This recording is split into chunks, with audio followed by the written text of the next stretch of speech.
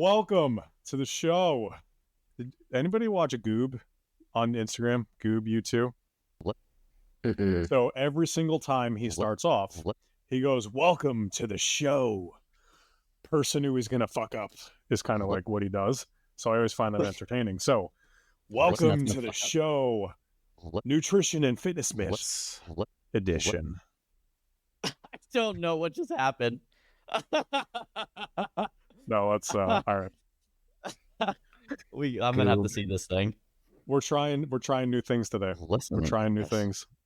I mean, I think that that's such a great segue into the things that people have tried for a very long time that are myths that exist in the health industry from a fitness and nutrition perspective. So, you know, what better way to jump in other than trying new things with fitness? What questions do we have lined up today, Brandon?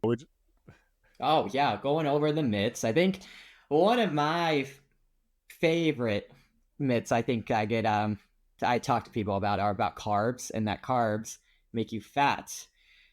Well, we could definitely dive into that, but I was told by Steve, we got a time limit, so we'll dive right into this real quick. So basically, carbs are not going to make you fat, dependent though on every individual. So I'm not saying if you are already overweight, have diabetes, if you are obese, you're going to keep eating carbs and you won't gain fat.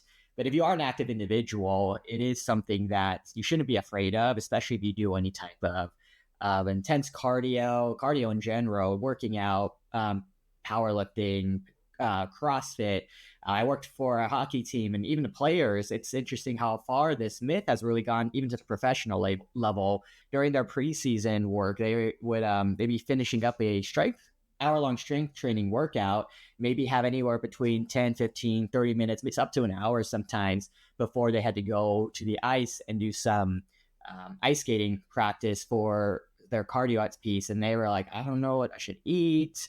And I was just like, here, take all the carbs you can get. This is a nice little treat here. I know you like Rice Krispies. Everyone likes Rice Krispies. Take this, just because we needed them to get carbs in their system to be able to replenish the energy that essentially they lost from that workout in order to have a pretty decent workout on the ice. So it's interesting to see how far this myth has come from just your average gym goer to even to the professional level, that there is still some of that myth floating around out there.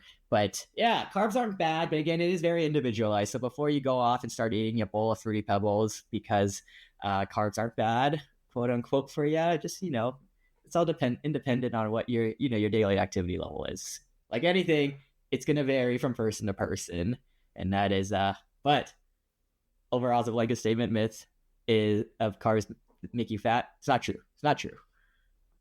Yeah, I mean, it's definitely well supported in, you know, sports performance nutrition, that the more intense your activity level is, the more carbohydrate you'll probably need to thrive and see those training adaptations. And if you don't want to actually see progress, then you probably should not eat carbs. Again, if you are considered a high intensity, even a lifestyle, sometimes when people are pretty stressed out, sometimes that carbohydrate can actually help decrease some of that stress. So when we take this blanket statement of carbohydrates are bad, it is a simple tool that we want to consider the use case for. When is it appropriate? When is it not appropriate? If you sit on your butt all day, and you're not doing, you know, strength training more than, I would say probably 3 times a week would be the minimum to start to manipulate some carbohydrate intake, then that's where you definitely want to just be a little more conscious when you are consuming these meals. And I think that when people say carbohydrates are bad, the general plate, if you take an 8-inch plate, should be divided into thirds. And I think that's a pretty good rule of thumb versus alienating a food group completely. It seems like most average people, again, not athletes, not people with chronic illnesses or health conditions, but if you take a third of your plate and you use and kind of cover it with a protein source, some kind of, you know, beef, chicken, fish, you take a third of it, cover it with some vegetables, and you take a third of it and cover it with some starches, whether that's rice, potatoes, something like that. And then you drizzle some, you know, some fat sources like an olive oil or something over the vegetables. I think that that's usually a pretty good balanced plate that would really help people make sure that they're incorporating enough of each macronutrient, and ultimately finding that balance. But, you know, I think that there's another myth too, in that as we segue into carbs are bad, and fat makes you fat, like Brandon, maybe you can explain to us a little bit around, does fat actually make you fat? It's going to depend from person to person. Again, how much fat someone is taking. Now, the immediate answer I want to say is, yeah, if you are taking in an excess amount of fat in your daily, like I have a friend, she would dip 1 cane sauce per cane strip. And that sauce is pretty heavy on top of the cane chicken strip alone. So that alone, that's a lot of fat. But even though she might be getting about 80 grams of fat in one sitting, as long as the rest of her calories the rest of that day, she's not going to gain fat. Now, she may develop some sort of cardio or with her her cholesterol may be go wonky if that's something that she does on a regular basis. But from the standpoint of just aesthetics, having fat, I mean, we look at keto. Keto got really popular, and I'm not advocating for keto by any means, but keto has been associated as one of the go-to popular fat loss diets over the last few years. So with that same argument, it's saying, hey, yeah, eating fat makes you fat, but also eating a ton of fat will also make you lose fat. So again, it's going to vary from person to person how much of their fat intake is. So theoretically, yeah, if they're eating a ton of fat, you're going to gain fat because you are now in a caloric surplus. But you can also eat a lot of fat, and if you're still in a caloric deficit, you're going to lose fat weight. So again, varies from person to person, individualized, but from black and white, eating fat does not make you fat. I hear that there's more than anything out of that little snippet, that there's an ideal sauce to food ratio. There Steve, is. Is there an ideal ratio, Steve? Well, before we go to the ideal ratio of sauce and food, I'll just say from the client perspective that overeating anything, so carbs, proteins, fat specifically, right? Overeating it will yield a certain outcome. Undereating all of them will also yield a certain outcome. The interesting thing about fat was when I started to consume, I don't want to say more, but an appropriate amount of fat based upon what was recommended to me through a coach. All of a sudden my hormones and my strength and my mood and my physique, all of those things started to change in a direction that I wanted. So too much fat, too little fat, all of that, yeah, they're going to add up to something because of the idea of calories in, calories out. But understanding what fat actually does when it interacts with your body, hormones, vitamins, minerals, etc., is going to be the more important thing. And again, not the expert here, just a byproduct of doing and listening. In terms of sauce to food, the more sauce, the better. 100%. 100%. Yeah. My girlfriend will literally refuse to consume any food unless she has like 4 different sauces on it. So it's always an interesting thing to watch her reach for a Chick-fil-A sauce on a random salmon meal. Salmon. I don't know why I just pronounced yellow and salmon, but yeah, I mean, it's wild. But, I think that you bring up a great point that when people are starting to demonize these individual nutrients, it's really important for people to keep in mind in that the majority of food has a function from the nutrient perspective, where we talk about macronutrients are going to determine how you look from a body composition perspective. I think is a really great way for people to simplify that. And micronutrients will determine and dictate how you feel. So vitamins and minerals, again, really important from a mood. Like we even find that certain things are implicated in things like depression and chronic mental illness. And we find that macronutrients like being deficient in carbohydrates, right? If you do a lot of high intensity boot camps, a lot of high intensity exercise, you're going to have a decrease in performance. And we know that the number one thing that is universally applicable is the amount of effort intensity you put into your training is going to determine how much you actually grow. So when we look at nutrition's role in that, I think it's really important to make sure that people understand that food provides a function.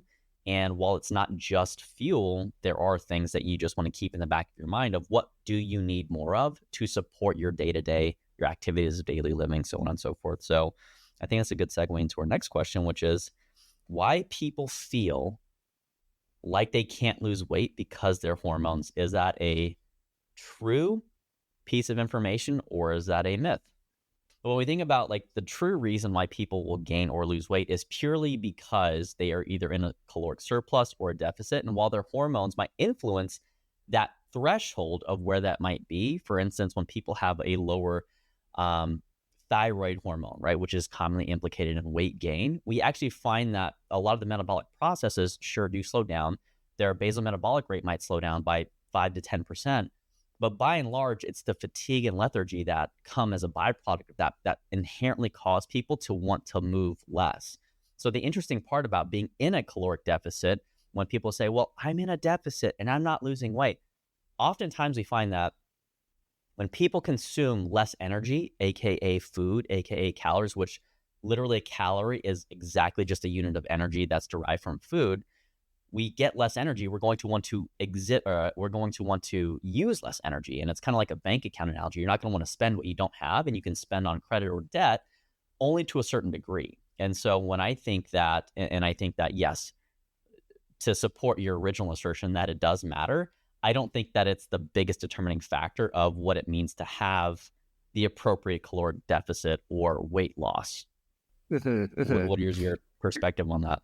Because what you're saying, like if you're be more lethargic, there's the hormones play a factor in the output, but it not necessarily correlates like, oh, if your hormones are off. And so I think in my head, I would jump in ahead to all the effects of hormones. But no, yeah, I agree with you though, 100%. Well, then what about eating late at night? Myth. Does that cause weight gain? From a very superficial answer, I'm going to say yes, because if you, let's say, have a big fibrous meal, you might have a slower digestion at night and you wake up a little heavier the next morning. That's really it, though. From a fat gain side of things, though, no. Like sometimes, I think even in a previous episode, we talked about how I think me and Andrew, we both like eating later, quote unquote, relative, at night because we like going to sleep with food in our stomach, opposed to some people. Maybe it was Steve. You're like feeling a little hungry before going to bed. And I've actually been on both sides, but I do prefer to have that feeling of hunger not exist when going to sleep. It makes it a little easier for me personally. But from the sole conversation of fat, eating carbs, eating anything really after, I think the time was 6 o'clock in the past. It was always 6 o'clock, which I'm like, how do you know? What if I went back and forth between the East Coast and the West Coast? My body would never really adjust to that.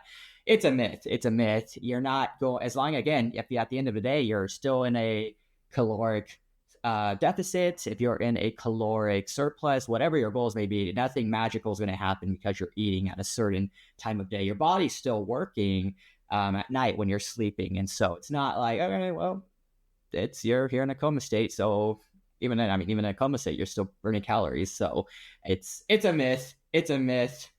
Don't worry about it. Eat your ice cream at 9 p.m. if you want to. That's what I would do.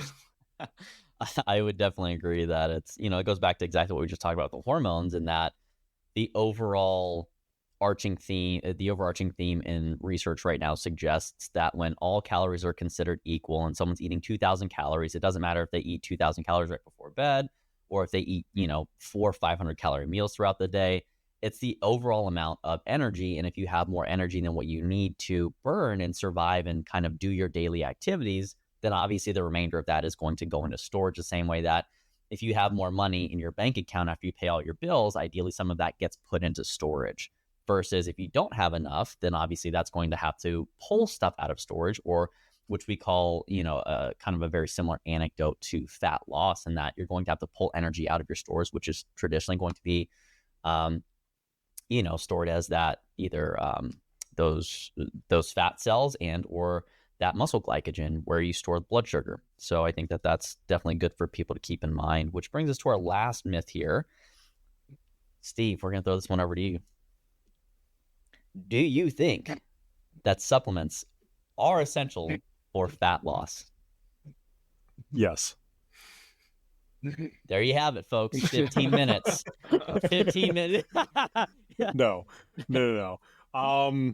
So supplements, I think if we dissected, they are supplemental too. So you can I would say, barring some type of condition or issue or something that you're dealing with, that is, call it outside of your control at this point in time, you should be able to get your micronutrients, your macronutrients, everything from whole foods for the most part. Supplements make it easier. Supplements make it maybe more palatable. Supplements maybe help you get further sooner in your day, whatever the thing might be.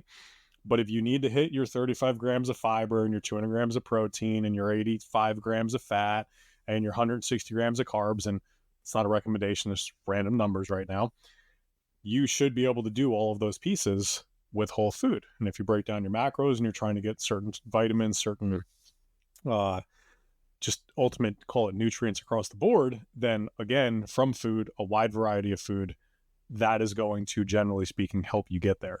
Now, question is, do you need? The answer is no. Are there supplements that you could probably be taking? The answer is probably yes, based upon blood work and based upon knowing what your body needs. Going and finding your favorite guru's supplement kind of regimen and everything like that is not going to work for you, most likely. I'm sure it will work for 1 out of every 100 of you or some number, but it is not going to just transfer over and work for you. If they're having one thing, you may not need it. Maybe they have a deficiency you don't know about. Who knows? Maybe at the same point in time, it's going to put you way over what you're already getting because one of the foods you eat and you like to consume already has enough of that in there. So do your research, understand it. There's a couple of companies out there that'll do blood tests and help kind of pick out what your vitamins look like. If you need supplementation from a macro standpoint, protein, etc., fine, but make sure you're just not adding it for the sake of adding it. I think that's well said. So those are your 5 top nutrition myths that we've stumbled across. If you guys have anything that you want us to answer on Beyond the Pumps podcast, please just email us, Steve at beyondthepump.com, Andrew at beyondthepump.com, Brandon at Beyond the Pump. We're happy to really take some time to delve into these things. Make sure you like and subscribe, as well as give us a 5-star review, because that stuff really does help us continue to make sure that we can get the right information in front of the right people. So if you did appreciate this, please support the podcast. We would love that. And if there's anything else we can ever do to support you guys in future episodes, we'll go ahead and move on to the end of the podcast here. So any concluding thoughts, fellas? Nothing on my end. That's just the tip of the iceberg of 5 of them, and there's going to be a lot more to come. So shoot in those recommendations, and we'll be throwing out a bunch more myths that are out there floating around. All right. Till next time.